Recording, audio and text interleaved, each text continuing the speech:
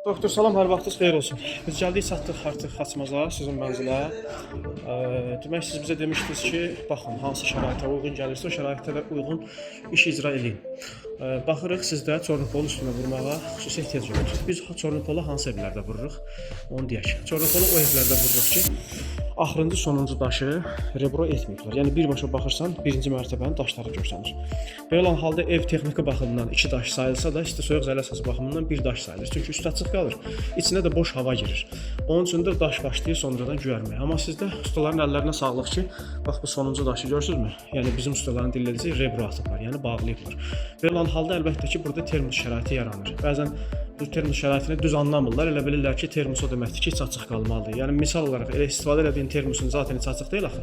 Şüşədir zaten içində hava boşluğu ola da bilər, olmaya da bilər. Amma hava axını olmamalıdır. Eyni ilə də sizdə də gözəl bir iş yerinə yetirə bilər ki, məhz içərisində hava axını olmadığı üçün və orada hava sabit qalacaq. Yəni sirkulyasiya olmadığı üçün bu divarın istiliyi məhz növbəti divara qədər gedə biləcək. Qışdan söhbət gedir. Yayda da çölün istiliyi isə məhz içəri tərəfə keçməyəcək. Ona görə də son olaraq mən sizə gördüyünüz bu tavanın altına, yəni şornopolun altından icra olunacaq. Xeyirli olsun, inşallah görüşərik.